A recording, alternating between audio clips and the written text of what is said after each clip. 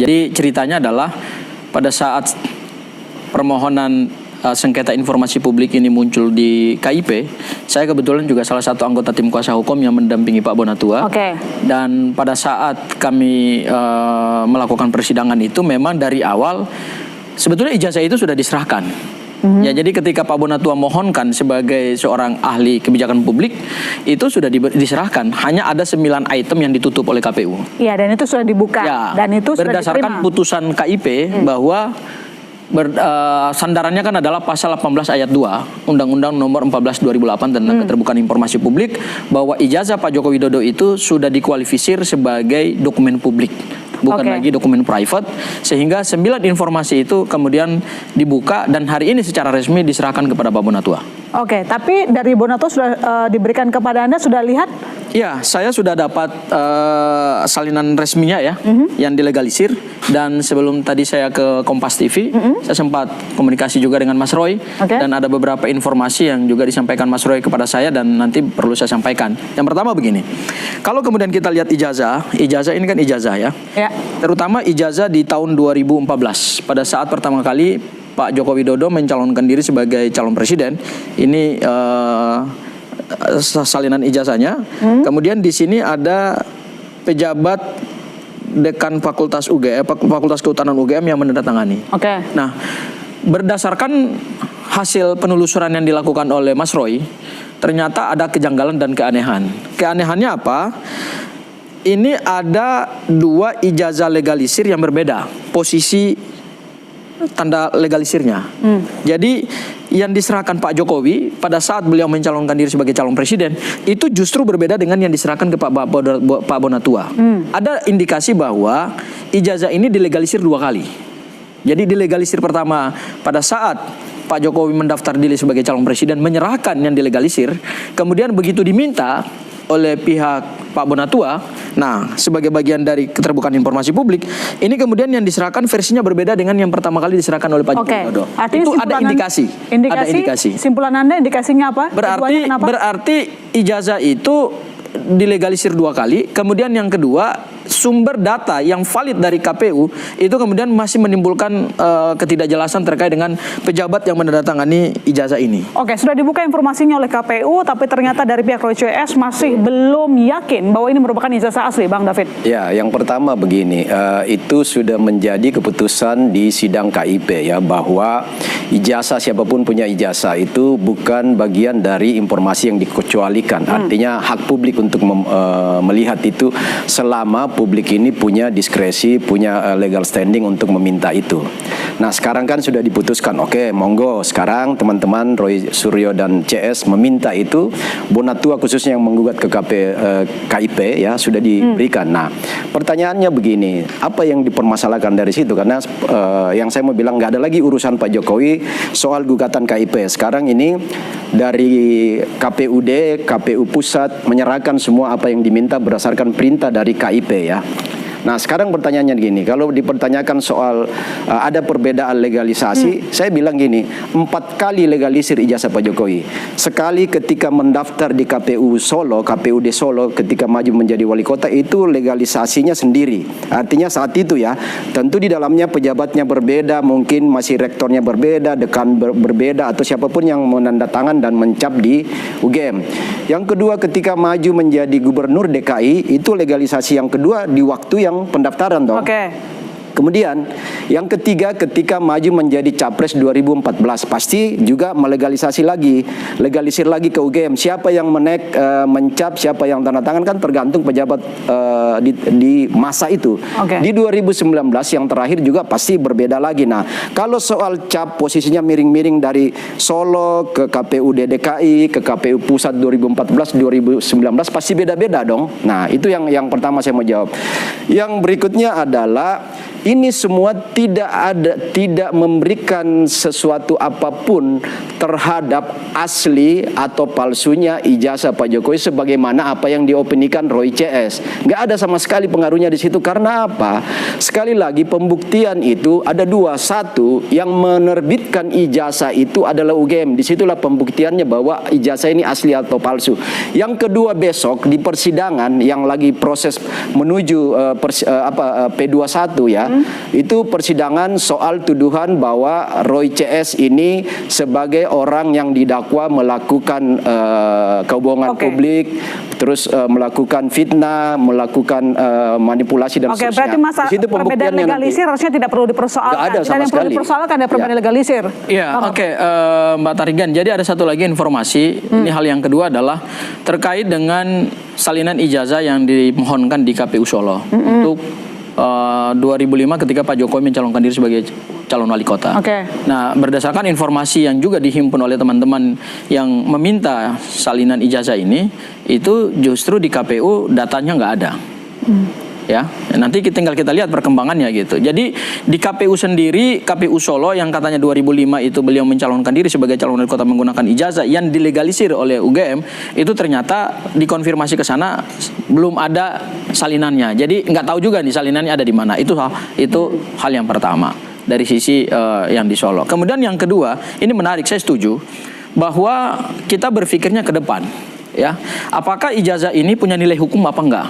Baik terhadap pembuktian ijazah maupun juga pembuktian terkait dengan tuduhan pencemaran, fitnah, dan pengerusakan dokumen yang sekarang sedang bergulir di Polda Metro Jaya. Nah, saya ingin menjawabnya adalah kalau dianggap ini tidak punya nilai hukum, oh itu salah, itu keliru. Ini tentu punya nilai hukum yang luar biasa. Kenapa punya nilai hukum yang luar biasa?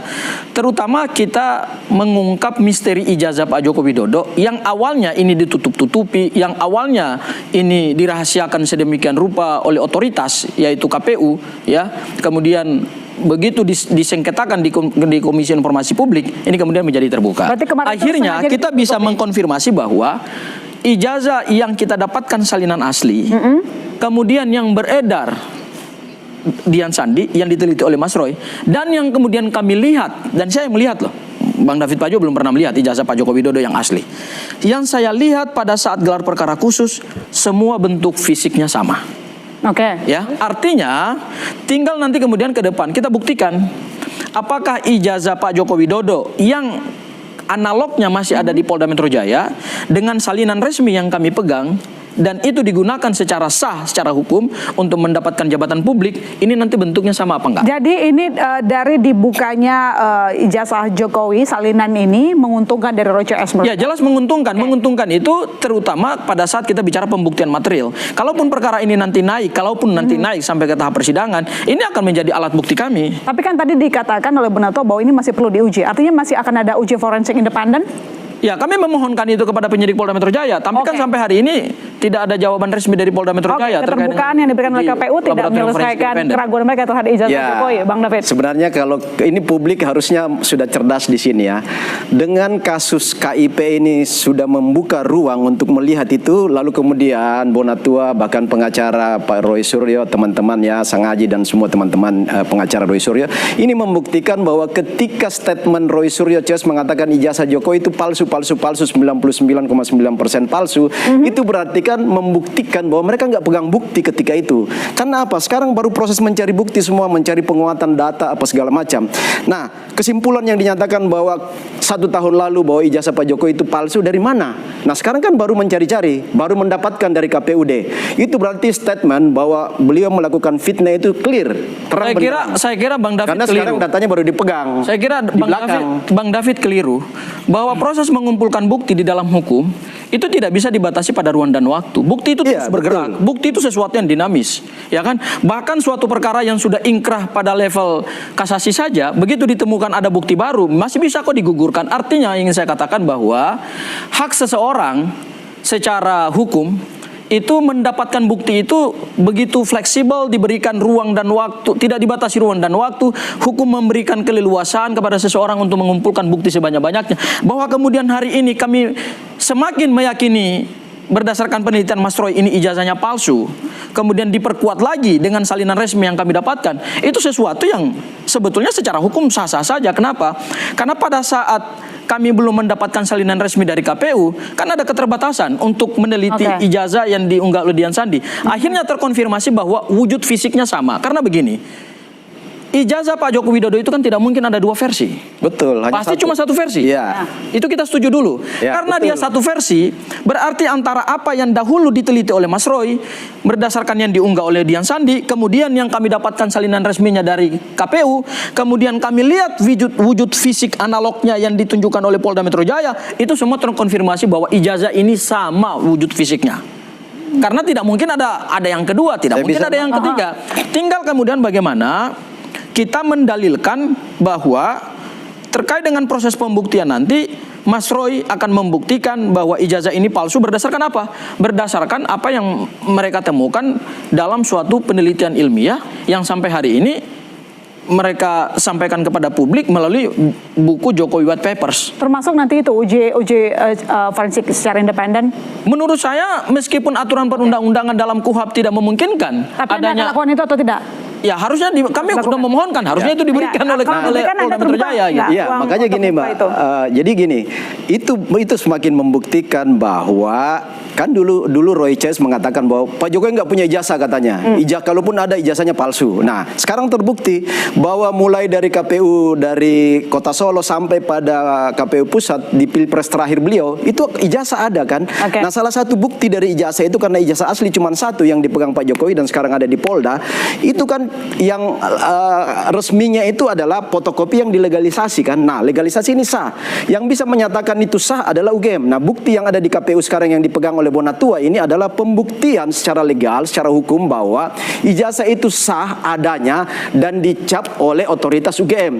Kalau itu nggak sah, nggak mungkin UGM berani melakukan legalisasi. Ketika UGM menyampaikan itu asli, tetap saja dari pihak ya itu wajar, biasalah. Namanya orang sudah masuk pada proses sebagai tersangka dengan segala macam argumen akan dilakukan, mencari bukti-bukti di belakang dilakukan, padahal tidak punya bukti di awal kan. Makanya sekarang saya katakan bahwa kenapa Roy Cez dinyatakan tersangka di penyidikan, karena memang mereka nggak punya bukti akurat ya. Bukti yang diteliti itu adalah bukti fotokopi, scan, apa segala. Sementara aslinya itu ada di lemari Pak Jokowi ketika itu ya. Nah, sekarang ini kan sudah ditahan di Polda untuk pembuktian nanti di persidangan bahwa ijazah itu pertama ada. Yang kedua akan ditanya UGM, Pak Ibu Rektor, ini ijazah Pak Jokowi yang sekarang kami pegang ini asli atau palsu?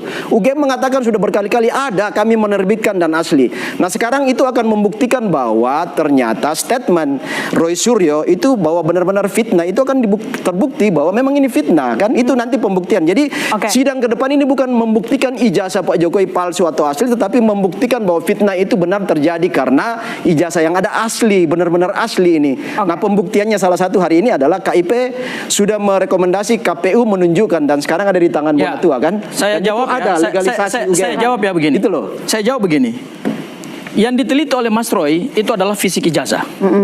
Menggunakan metodologi ilmiah.